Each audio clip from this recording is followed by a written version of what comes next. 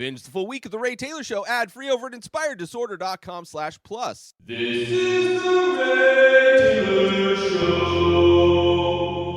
Welcome to The Ray Taylor Show, where I bring you reviews of the latest movies and TV shows, as well as classic and foreign films. I'm your host, Ray Taylor, and on this podcast, I'll be talking about all things film and television. Whether you're looking for a new show to binge or want to know if that blockbuster is worth the trip to the theater, or just want to hear my thoughts on a classic or foreign film, I've got you covered. So join me every Monday, Wednesday, and Friday for new episodes, and let's dive into the world of film and television together.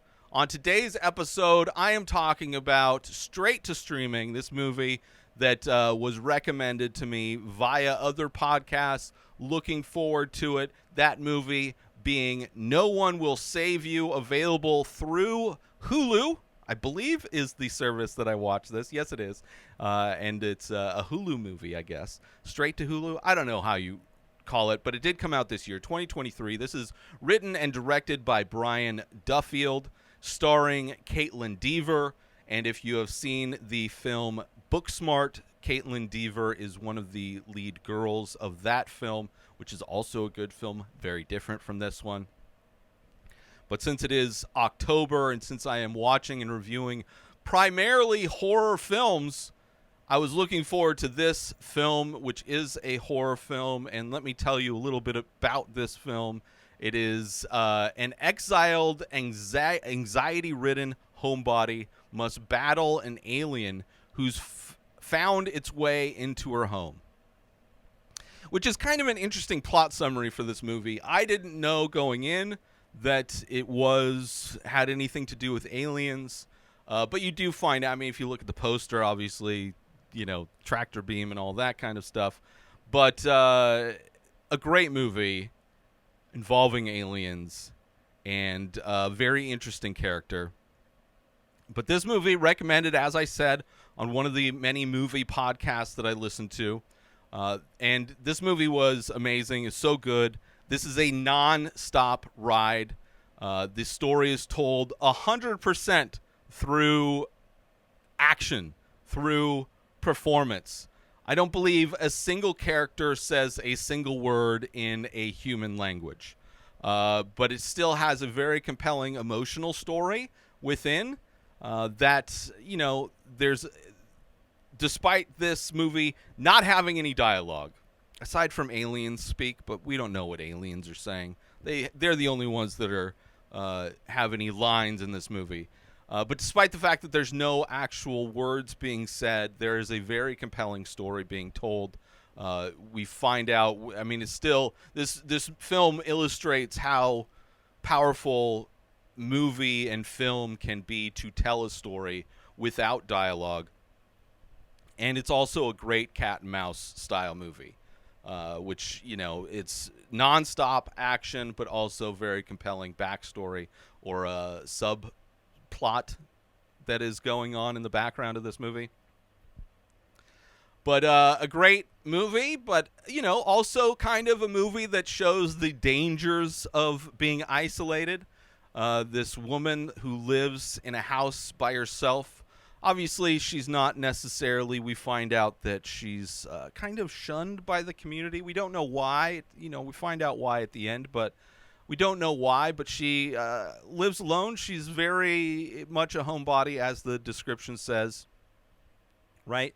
We see at the beginning of this film, she has like this elaborate miniature town set up, which, considering I just watched Hereditary last week, talked about that movie, another great horror film. Very interesting to see another horror movie with elaborate model pieces set up in this woman's house. We see that she's like a seamstress or a tailor, because she's altering somebody's dress that she ships out. So that's kind of seeming like that's her day job. Works from home. She goes to visit somebody's grave, and like going to her car or walking around town, you see her like waving to people, like groups of people, but then like immediately like feeling like she's compelled to say hello, but really just wanting to mind her own business and get back to her own life, which I feel I relate to this character quite a bit. Being a homebody, being somebody that, I don't really bother myself with being part of any kind of groups or being around people. It's not something that I'm necessarily drawn to. So I relate to her. There is a moment where you see her hiding behind her car when there's this cop and another lady walking hand in hand, I believe. So not sure if that's a couple that's married or on a date or whatever, but she's hiding from them. We don't know. So there's a lot of we're getting to know little bits about this character, this main character, but we don't really know why. We don't know who this person is she's going to visit at this gravesite. We don't know why she is so withdrawn from people. We don't know why she's hiding from these specific people, this cop and this other lady. Don't know if it's specifically the cop that she's hiding from or the woman or both. We don't know, right? We see that she's possibly has a crush on the postman, who seems like kind of a douchebag. Like, he gets out and the way he delivers the package, he does like a basketball shot throwing the box at her mailbox. So I don't, her choice in men doesn't really seem very great, but we're seeing little bits of who this character is, and we see she's writing a letter, and it's clear that she has like these regrets of this like falling out that she had with a friend. Right, so these are like little pieces we're getting at the very beginning in this movie, kind of setting up, asking a lot of questions, kind of setting up what happened with that friendship, who are these people, why is she in this situation, all those things, right? Which I appreciate how this movie sets everything up, sets up our main character, Brynn, who is Kaitlyn Dever from Booksmart, and kind of little glimpses of her backstory. And, of course, the gimmick of this movie is that there's no words spoken, right? It's not a silent film, right? Sound plays a huge part in this movie. It's just, technically words are spoken, but, communicated through aliens, not actual words of Earth in any way. But this movie, I would say, is very smart because you don't have dialogue to communicate things. You have to communicate things in other ways, which I appreciate that. And I don't really want to give too much away. The poster, I would say the poster and the description, the plot description gives away just the fact that it's an alien, which you do find out it's an alien pretty early on, but that reveal, which starts out almost like a home invasion, and then you see that it's an actual alien, that's a nice reveal that happens naturally. But in marketing, they spoil that aspect of it. Regardless, it's a very intense game of hide and seek, I would say, this movie.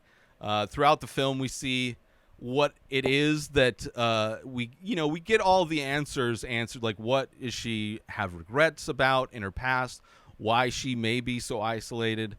It gives us an emotional subplot that, I think is used to great effect, especially at the end of the film. It really, really comes together great at the end of the film when we finally find out what everyone's true intentions are and why everybody is acting the way they are. Let's take a break from the podcast for one short moment because I want to tell everybody out there about my art series, The Many Faces. They are original ink paintings on paper, abstract and surreal faces that I release every single day.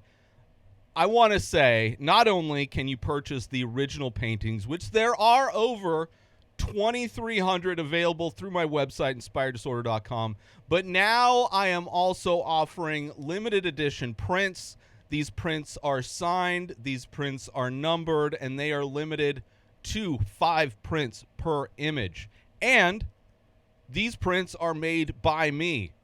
So you get the highest quality print made by the artist himself, signed by me, shipped by me, all of that stuff by me. And it's a great way to collect my art if you want to save a little bit of money, because obviously the originals cost more prints cost less. So now is the time to head on over to inspireddisorder.com and start collecting some original artwork. Take your walls to the next level with original artwork by myself, Ray Taylor, by going to inspireddisorder.com, shopping now, buying artwork. Take your walls to the next level, experience the magic of art, and start your art collection today. Buy original artwork, buy high-quality limited edition prints, and so much more. InspiredDisorder.com. And now let's get back to the show. This movie was a stressful roller coaster ride, and I loved every minute of it. And I do love when artists impose restrictions on what they can do, on what they can use. Like the restriction or the gimmick of this not having any dialogue forces you to think differently, right? Exploring and experimenting with new ways to communicate to the audience, story, intention, the internal thoughts of what characters might be thinking. So I love that aspect of this movie. But I do want to get into spoilers, talk about specifics of this movie. So if you haven't seen it, head on over to Hulu, watch this movie, right? Watch No One Will Save You, right? That's the name of it. Yeah, No One Will Save You. Watch the movie, come back, and then listen to the rest of this review. If you don't mind, if you've already seen it, you want to hear my thoughts on specifics of this movie, then this is your warning regardless. Spoiler warning. So this is an alien movie. Obviously, I spoiled it, I guess, but so did the plot summary. So does the poster. As I said, this opens as a possible home invasion, which is also a scary premise for a horror movie. You know, especially if you live alone. Like she lives alone in like a big house, and it's, you know, kind of more rural. You know, she has neighbors that are kind of close by, but it's not like a normal suburb kind of situation where people are close. So she's got some isolation to where she lives alone, and somebody's in her house. And being a big house, you know, a lot of places for somebody who's breaking in to hide. Or for you to hide when they are trying to get you. And because no words are spoken, the sounds, right? You have floors creaking, giving away her position. There's moments where she's slowly sliding out of her house slippers so she can walk more quietly. Like all these little details that you see in this movie because there's no dialogue, because there's no words. And then when we finally see that it's an alien, it is your kind of stereotypical alien design.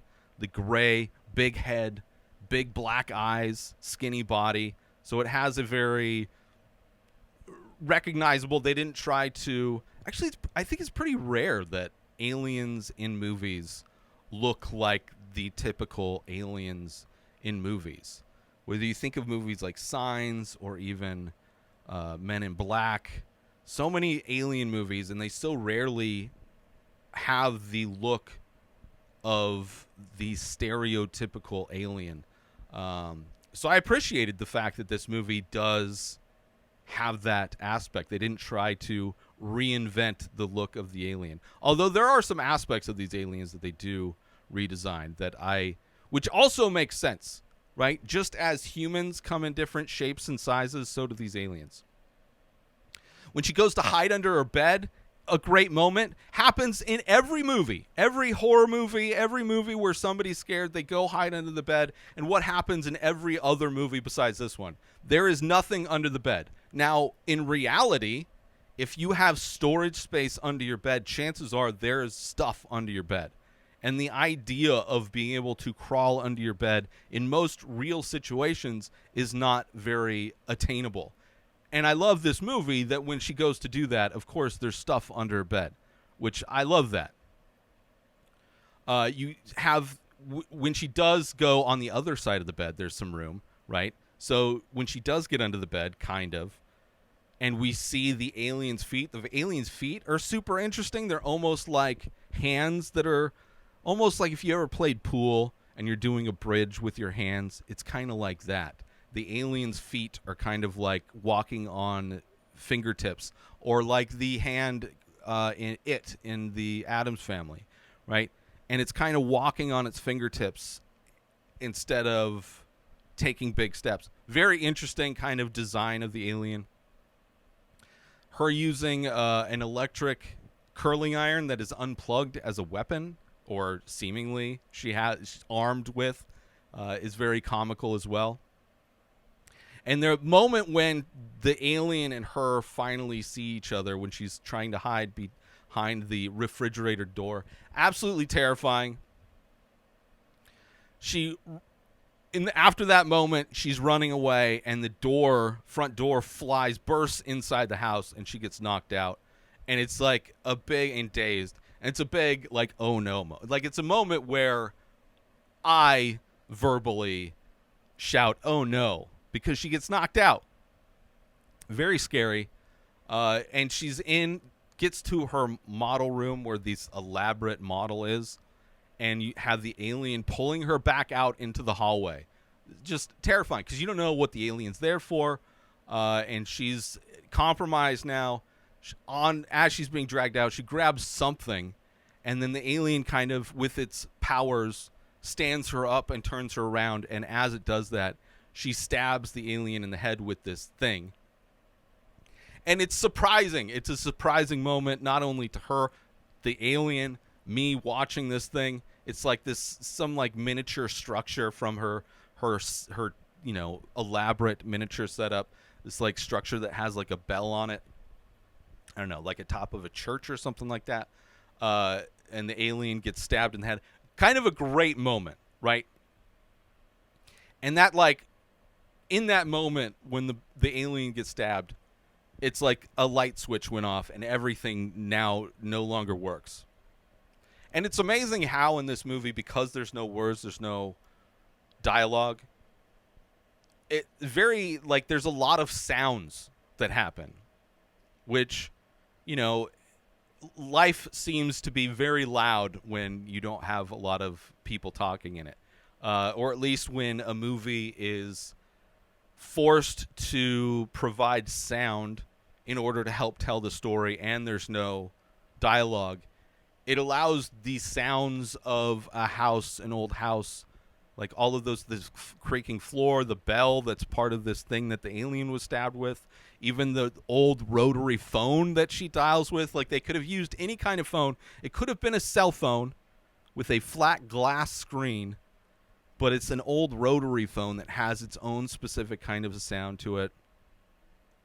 Right? Just, it's amazing how loud life can be when people shut up. And then she has this realization, nothing's working, the phones aren't working, none of the appliances work. She goes to her car, and I don't think her car was working either. Maybe it was. Can't remember. And you see on her lawn, which we saw for a moment when she left her house in the beginning of the movie to deliver the dress that she had been sewing. And she goes to water this like dead patch in her lawn that almost looks like if you've ever had like a little kiddie pool on grass, and after you remove the kiddie pool, there's kind of like this dead kind of aspect of it. It's not like a perfect circle, although sometimes with kiddie pools it would be, but in this movie it kind of is that size of this circular dead patch, but it's not perfectly a circle. But she notices them all over her lawn. So there's like little mini crop circles kind of, but a lot smaller, like kiddie pool size. And then she sees her walking to go to the police station, and when she walks in, it's that same cop with the same woman, and the woman spits in her face, which only, still no words, which only like even amplifies what happened.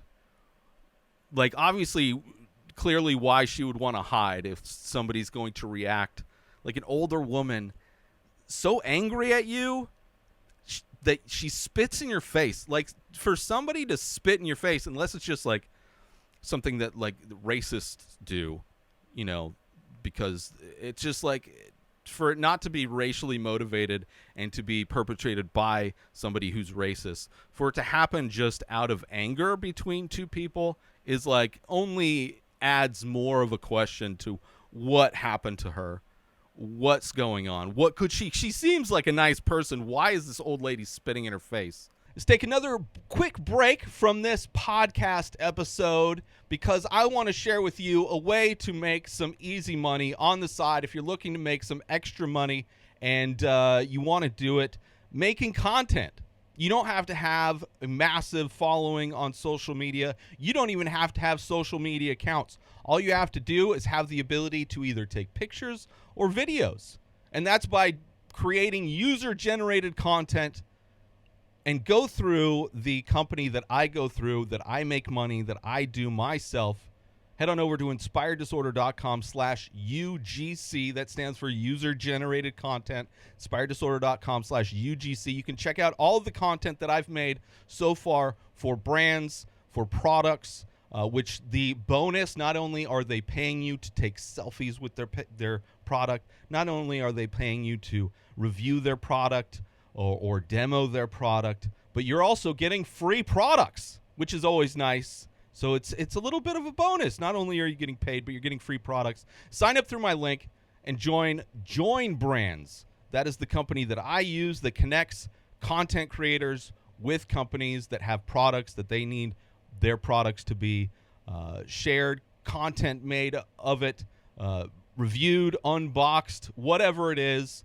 Very easy to sign up. The certification process is very easy, proving that you are able to take pictures that look good, you're able to take videos that are edited well, and you understand what the assignments are as far as how-to videos, unboxing videos, things of that nature. It is a very easy setup process. Links to that, inspireddisorder.com/UGC, and that's where you can see product reviews, product photos, how-to videos, unboxing videos, product demos that I have done with Join Brands in the past to make money, and I continue to do it today. So head on over to inspireddisorder.com/UGC and check it out and sign up through my link, inspireddisorder.com/UGC. Now let's get back to the show. And you kind of have this idea, maybe that's her best friend's parents, the one that she had this falling out with. And we immediately find out that, yes, this movie's starting to answer some of those questions. Yes, it was her friend, and her friend is no longer alive, and she died when they were 12. So, she's, I don't know, early 20s, maybe 10 years later. So we don't know what the situation was. Clearly, they feel she's responsible, but I like that we're slowly getting answers to some of these questions, especially after getting her spit in the face. Like if they held off on that, I'd be thinking about that the whole time while she's running away from aliens. But she goes to her grave. We see, how long she lived. So she was 12. Her friend was 12. And it's like 30 minutes in, and I'm looking, it's like still no dialogue. So I was like, maybe this movie is just not going to have any words spoken, which I was kind of hoping for. I was like, let's do this. It's almost like when I'm watching a movie and I start to notice that everything that's been happening is in a single take. And a lot of times I will go back and see when that single take, that oneer started. Obviously, I knew that this was going, but I made a note of it that's like, wow, 30 minutes into this was like a 90-minute movie. Yeah, just over 90 minutes, third of this movie, and nobody's said a word yet. So she's trying to get out of town, right? Obviously, just got spat in the face. Not very welcome. Also, aliens at her house, dead alien at her house. So she gets on a bus seemingly to get out of town, right? Her car doesn't work, so she's got to get out of there. And now we find out that there are not only the gray aliens that we know of, but also the body snatch type of aliens where there are humans on the bus that are now speaking alien language and are coming after her. So it's opening up this kind of world that exists. The aliens are among us as humans. Multiple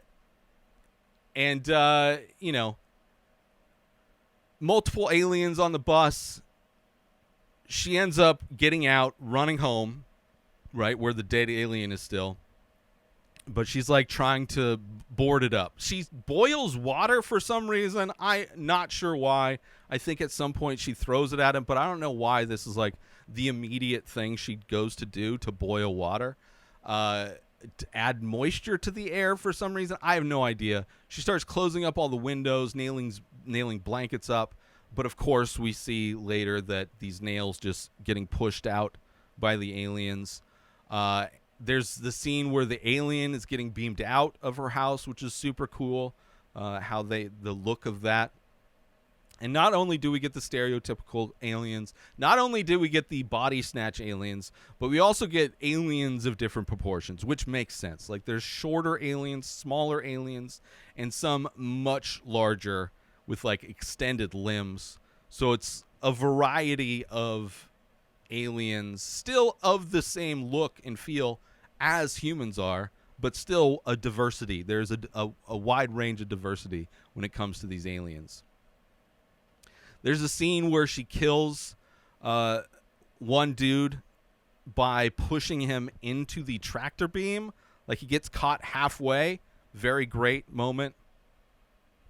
You have the moment where she blows up the giant spider alien in her car. Like she's being chased. She runs into her car, follows the giant spider alien, follows her in there, and then she ends up blowing it up. That's a great moment as well. There is a kind of alien type of parasite that ends up transferring, like going into her. She ends up getting taken up to the spaceship, and they probe her memory or whatever. And we see that potentially the reason why they're there is to study or understand her trauma, maybe. Or maybe when they brought her up, that's when they realized her trauma. But that's also when we finally see the events that happened that led to her friend's death, right? We finally see what happened and the guilt that she has over this this situation, this event that happened when she and her friend were 12, which is like, it's brutal. It's brutal. And one of the many themes of this movie is how horrible things can happen when you're just defending yourself. As with the alien in her home getting stabbed with the piece of her miniatures, right? This moment where her trying to defend herself leads to the death of the alien.